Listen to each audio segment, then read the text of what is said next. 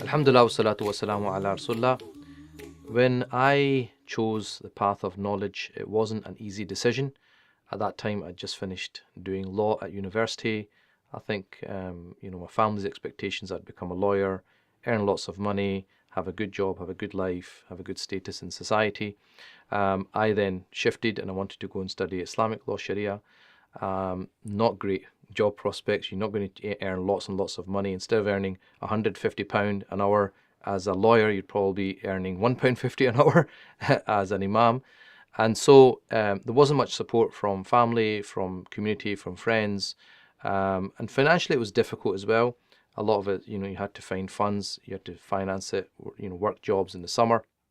And I remember I met one of my friends who did law with me, and it was outside the university prayer room, and he was wearing a suit and he had the umbrella, and he said, I've got a traineeship now, and he was doing really well for himself. And I had a moment, where everyone has these moments, and you think to yourself, have I made the right decision or not?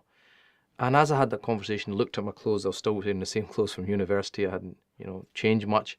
And he went off and walked down the street, and I stopped and I thought to myself, am I doing the right thing? And then I looked about and I looked at all the people that were rushing to and fro in their own lives, and I thought to myself, if I don't do what I want to do, I don't want to look back at my life and have regrets and think, I should have done it. I wish I'd done it. And I said to myself, I don't want to get to 40 and look back at my life and think I could have done that and I didn't, and then regret it because the time is gone. And alhamdulillah, although it was a difficult time throughout my studies, I persevered. I remember once I spoke to one of my teachers, and I was, having a low point, and he said, look, have patience, because this is the reason why many people don't become ulama in our time, because they give up. It's not easy, but you've got to keep going. And so, alhamdulillah, I can now look back at my life, and alhamdulillah, I have no regrets. I think I'm so happy that I did this. I love what I do now. It gives me great satisfaction, gives me great pleasure. And when I look at a lot of these kind of life coaches and these kind of people, motivators, and people that talk about, they're always talking about fulfill your dreams, don't let your fears hold you back, break the shackles, go forth. And I think a lot of the times we are afraid to go out into the unknown. But unless you do that, you will not know what's there. And you have to have that little bit of courage so that you don't look back, later on in life and think, I just did the normal thing that everyone was doing, and I didn't take that bold step. Take the bold step.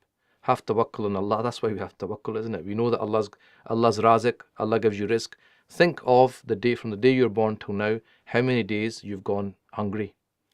How many days have you gone hungry? وَمَا مِن دَابَّةٍ فِي الْأَرْضِ إِلَّا عَلَى اللَّهِ رِزْقُهَا. There's no creature on the earth except his rizq is on Allah subhanahu wa ta'ala. Your rizq is written, right? Don't worry about it. Your rizq is written. Be courageous. Go and try something. What's the worst thing that can happen? It doesn't work out. So what? Do something else. So may Allah subhanahu wa ta'ala give us the tawfiq for us to fulfill our dreams and aspirations, and not to let our fears hold us back. Wa sallallahu ala sayyidina Muhammad wa alihi wa sahbihi wa sallam taslim kathira. Alhamdulillahi rabbil alamin.